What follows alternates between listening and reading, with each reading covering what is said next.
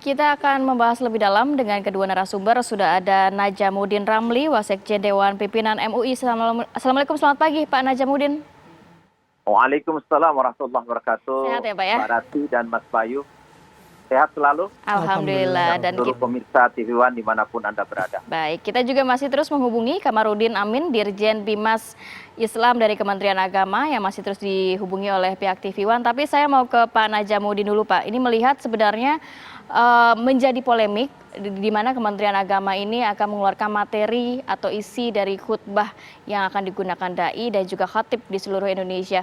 Kalau MUI sendiri memandangnya seperti apa Pak? Kan sebenarnya wacana ini atau rencana ini kan sudah cukup lama. Ya. Assalamualaikum warahmatullahi wabarakatuh. Alhamdulillahi haqqa hamdi wa syukrulillahi haqqa syukri wa la hawla wa la quwata illa billahil aliyil azim.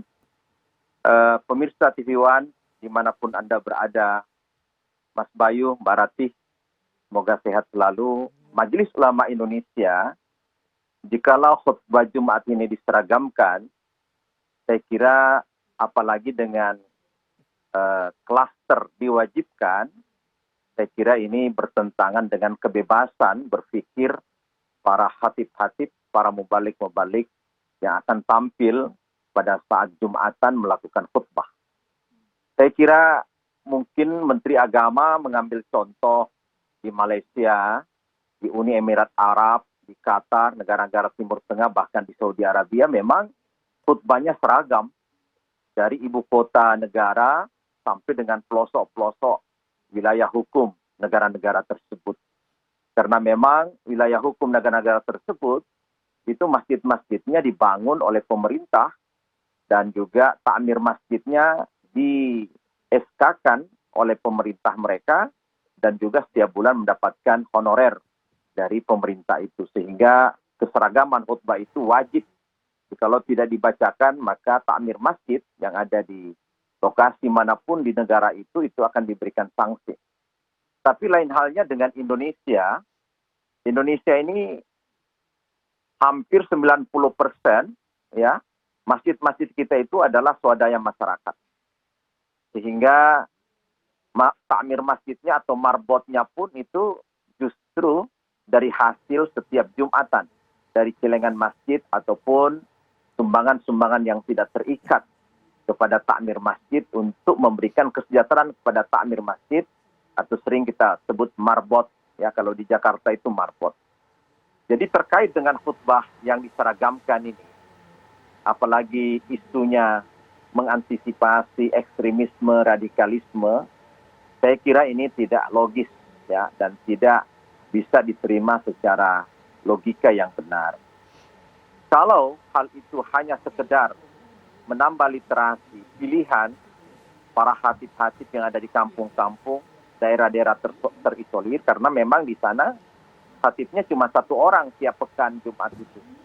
Jadi beda halnya dengan ibu kota atau kabupaten kota yang berganti-ganti khatibnya di setiap Jumat.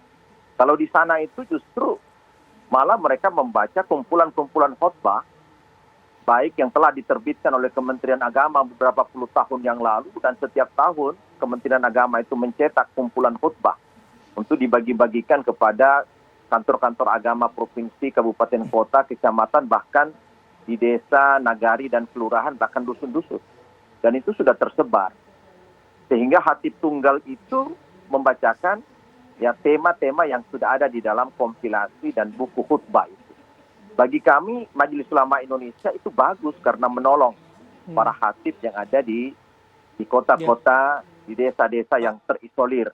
Oleh karena itu, kami menentang, Majelis Ulama Indonesia tidak berkenan jikalau hal itu menjadi wajib dan dipaksakan, apalagi dengan tuduhan tadi. Kalau tidak membaca teks khutbah yang seragam ini, potensial akan bisa menghadirkan ekstremisme, bahkan yang disebut dengan radikalisme. Demikian Mas Bayu dan Barat. Ya Pak, tapi ada dua hal nih Pak yang saya tangkap dari pembicaraan Bapak. Ini kan harus mempertanyakan juga motifnya, apakah memang mencegah ekstremisme atau distribusi yang merata ya ke wilayah-wilayah terpencil. Nah kalau ngobrol-ngobrol nih Pak, teman-teman MUI dengan Kementerian Agama, cenderungnya kemana sih Pak? Ya kalau kami di Dewan pimpinan Majelis Ulama Indonesia itu bersangka baik saja, apalagi ada diksi tidak wajib.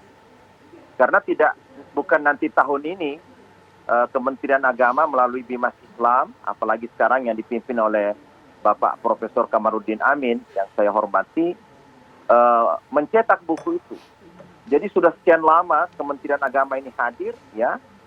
Jadi kalau saya itu pernah, karena saya sering di desa dan dulu bertablik di desa, itu justru di masjid-masjid desa itu banyak kumpulan khutbah Jumat yang saya lihat. Bahkan cuma satu buku dan sudah kumal-kumal, bahkan sudah robek-robek. Baik. Saya kira ini membantu untuk khotib tunggal yang ada di kampung-kampung. Baik. Karena khotibnya itu tunggal, tidak seperti di ibu kota. Yang Di banyak kota-kota begitu, Pak, ya? itu berganti-ganti, ya. Baik, kita Ya, juga kalau pada posisi tidak wajib dan ini menjadi tambahan literasi, saya kira silakan aja Kementerian Agama mencetak tema-tema yang sesuai dengan momentum yang hadir. baik, jadi Tapi memang kalau diwajibkan, jadi itu yang tidak masuk akal karena masih banyak. jadi apakah ini menjadi kegiatan alternatif Kementerian atau Agama. justru kewajiban begitu ya, Pak Ya. Najamuddin? Kita akan langsung tanyakan, sudah bergabung bersama kami Bapak Kamarudin Amin, Dirjen Bimas Islam dari Kementerian Agama. Assalamualaikum, selamat pagi, Pak Amin. Selamat pagi, Assalamualaikum warahmatullahi wabarakatuh. Ya, Waalaikumsalam warahmatullahi sudah juga mendengarkan dari sisi MUI tadi, Pak? Ya, Alhamdulillah dengan Ya. jelas saya dengar dari sahabat saya Pak Najamuddin Ramli tadi. Heeh. Ya, Kalau jadi- itu maksud dan tujuannya sebenarnya apakah memang ini untuk alternatif materi untuk para penceramah atau justru untuk meminimalisir isi dari ceramah agar tidak ada kandungan radikalisme dan sebagainya? Ya, pertama kami sampaikan bahwa kami tidak ada maksud untuk mewajibkan atau menyeragamkan khotbah Jumat, ya, itu tidak realistis dan pasti akan mendapatkan resistensi banyak pihak, ya. Jadi kami hanya memberikan alternatif saja. Kami hanya berikhtiar untuk mencoba memberi alternatif. Mudah-mudahan nanti khotbah yang kita sampaikan itu berkualitas sehingga bisa membantu mencerahkan umat, ya. Ini berangkat dari fakta di lapangan sebenarnya bahwa seperti yang disampaikan tadi Pak Najamuddin, memang banyak sekali masjid-masjid kita di seluruh Indonesia ini yang membutuhkan khotbah karena kalau kita ke lapangan, ya, kami sering menemui laporan-laporan dari seluruh Indonesia juga memang banyak masjid musola yang khotbahnya itu 5 tahun, 10 tahun yang lalu begitu, sudah out of date baik dari sisi konten maupun dari sisi dari sisi materi khotbahnya, ya. Jadi sudah kumal-kumal begitu. Nah, kami hadir untuk memberikan alternatif, ya, untuk memberikan tambahan untuk dijadikan bahan bagi mereka yang membutuhkan. Jika tidak dibutuhkan juga tidak apa-apa. Artinya jika khotib kita tidak merasa perlu untuk membaca itu juga nggak apa-apa. Jadi kami hanya sekedar memfasilitasi saja, ya, menambah alternatif begitu. Jadi Nah, tujuan terkait utamanya dengan sebenarnya kontennya. untuk memenuhi distribusi kebutuhan naskah Itu khotbah satu, ini, ya. bukan ada niat lain ya, Pak? Satu itu, yang kedua kita ingin ini ikhtiar untuk membuat khotbah Jumat itu semakin berkualitas, ya.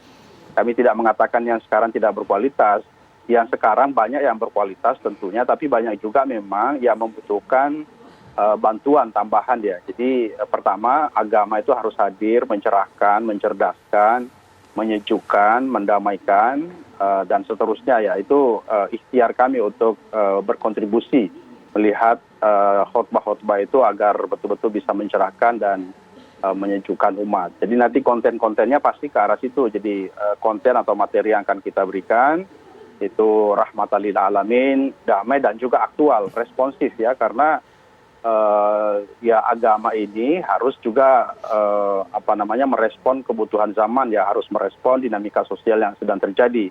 Jadi harus aktual, harus responsif. Nah, itu yang kita usahakan agar materi dakwah itu lebih responsif, lebih aktual, lebih menyejukkan, mendamaikan. Ya, jadi sekali lagi bagi mereka yang membutuhkan tentu kami dengan senang hati.